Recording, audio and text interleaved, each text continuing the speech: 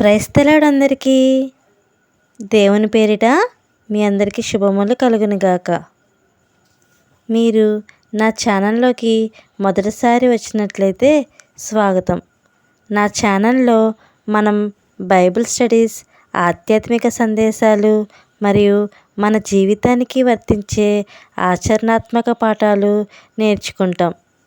మీరు కూడా దేవుని వాక్యాన్ని లోతుగా తెలుసుకోవాలంటే దయచేసి ఈ వీడియోని చివరి వరకు చూడండి మరియు సబ్స్క్రైబ్ చేయడం మర్చిపోకండి. ఇక టాపిక్లోకి వెళ్తే, మీరు ఎప్పుడైనా దేవుడు మీ నుండి చాలా విలువైనది ఏదైనా అడిగాడా? అబ్రహాము జీవితంలో ఒకరోజు అలాంటిదే జరిగింది. దేవుడు అతన్ని ఏకైక కుమారుణ్ణి బలిగా సమర్పించమని చెప్పాడు. ఇది ఎలా సాధ్యమైంది? అబ్రహాము మనలాంటి మనిషే కదా.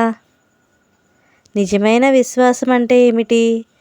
మరియు దేవుడు ఎందుకు ఈ పరీక్షను అబ్రహాముకి ఇచ్చాడు అనే విషయాలు ఈరోజు మనం ఆదికాండం 22వ అధ్యాయంలో తెలుసుకుందాం. ఇది అబ్రహాము జీవితంలో అత్యంత పరీక్షా సమయం.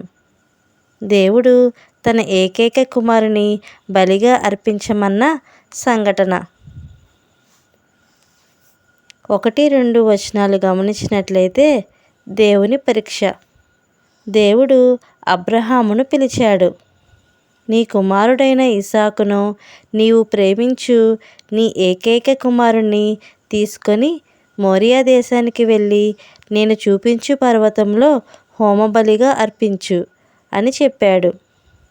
ఇది సాధారణ పరీక్ష కాదు. అబ్రహాము దైవ వాగ్దానం ద్వారా పొందిన ఇస్సాకును ఇప్పుడు దేవుడు తిరిగి అడుగుతున్నాడు. దేవుడు అతని హృదయాన్ని, విశ్వాసాన్ని పరీక్షిస్తున్నాడు. 3-5 వచనాలు గమనించినట్లయితే, అబ్రహాము విధేయత. ఉదయమునే అబ్రహాము లేచి తన కుమారుడిని, దాసులను, గాడిదలను తీసుకొని బయలుదేరాడు. 3వ దినమున అతడు ఆ స్థలాన్ని దూరం నుండి చూశాడు. ఏ మాట లేకుండా విధేయతతో వెళ్ళడం, ఇది అబ్రహాము విశ్వాస మహిమ. అతడు తన దాసులకు, మీరు ఇక్కడనే ఉండండి, నేను బిడ్డతో వెళ్ళి ఆరాధించి వస్తాము అన్నాడు. ఇది అతని విశ్వాస ప్రకటన. అతడు ఇస్సాకు మళ్ళీ వస్తాడని నమ్మాడు. 6-10 వచనాలు గమనించినట్లయితే, బలిపీఠంపై ఇస్సాకు.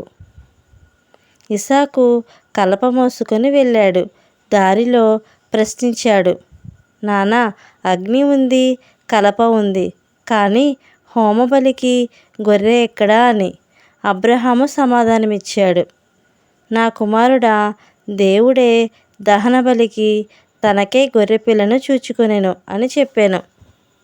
అలాగూ వారిద్దరూ కూడి వెళ్ళి దేవుడు అతనితో చెప్పిన చోటికి వచ్చినప్పుడు అబ్రహాము అక్కడ బలిపీఠమును కట్టి చక్కగా పేర్చి, అబ్రహాము తన కుమారుడైన ఇస్సాకును కట్టి బలిపీఠంపై పెట్టాడు.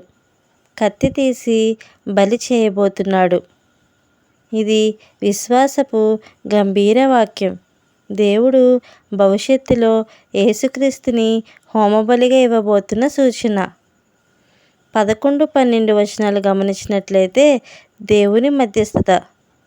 దేవదూత పరలోకము నుండి పిలిచాడు, అబ్రహామా, నీ కుమారునిపై చెయ్యి వేయకు, అతనినేమియూ చేయకు. నీకు ఒక్కడైనున్న నీ కుమారుని నాకియ్య వెనుక తీయలేదు గనుక నీవు దేవునికి భయపడేవాడవని ఇందువలన నాకు కనపడుచున్నదనెను. అబ్రహాము పరీక్షలో విజయవంతుడయ్యాడు. అతని విశ్వాసం నిజమైనదని దేవుడు ప్రకటించాడు. 13-14 వచనాలు గమనించినట్లయితే, ప్రత్యామ్నాయ బలి. అబ్రహాము వెనక్కి చూశాడు. కంచెలో ఒక పొటేలు చిక్కుకుపోయి ఉంది. దానిని తీసుకుని తన కుమారుని బదులుగా బలిగా అర్పించాడు. ఇది ప్రత్యామ్నాయ బలి. యేసు మన కోసం చనిపోయిన సువార్తకు సంకేతం. అబ్రహాము ఆ స్థలానికి యెహోవా ఈరే అని పేరు పెట్టాడు. అంటే దేవుడే చూచుకొనెను అని అర్థం. 15 నుండి 19 వచనాలు గమనించినట్లయితే దేవుని ఆశీర్వాదం. దేవదూత మళ్ళీ అబ్రహామును పిలిచి ఇలా అన్నాడు, నీకు ఒక్కడే అయ్యున్న నీ కుమారుని ఇవ్వడానికి వెనుకాడలేదు. నీవు ఈ పని చేసినందున నీ సంతానం ఆకాశ తారలంతగా విస్తరించును. నీ సంతానం ద్వారా భూమి జనములు ఆశీర్వదింపబడును అని. ఈ వాగ్దానం యేసుక్రీస్తులో నెరవేరింది. అబ్రహాము సంతానం ద్వారా ప్రపంచమంతా రక్షణ పొందింది. ఈ అధ్యాయం మనకు ఏమి నేర్పిస్తుంది? దేవుడు మన విశ్వాసాన్ని పరీక్షిస్తాడు. నాశనం చేయడానికి కాదు, బలపరచటానికి. విధేయత ఎప్పుడు ఆశీర్వాదాన్ని తెస్తుంది. యెహోవా ఈరే, దేవుడు సమయానికి మన అవసరాన్ని నెరవేర్చుతాడు. ఇసాకు బలి కదా క్రీస్తు శిలువ సూచన. చివరిగా దేవునిపై పూర్తిగా విశ్వసించినట్లయితే ఆయన సమయానికి సరైన మార్గం కల్పిస్తాడు. సో ఇది ఫ్రెండ్స్, మీకు ఎలా అనిపించింది? ఈ అధ్యాయం మీకు ఆత్మీయంగా అనిపించినట్లయితే లైక్ చేయండి, షేర్ చేయండి, సబ్స్క్రైబ్ చేయడం మాత్రం మర్చిపోకండి. మరొక కొత్త టాపిక్తో కలుసుకుందాం.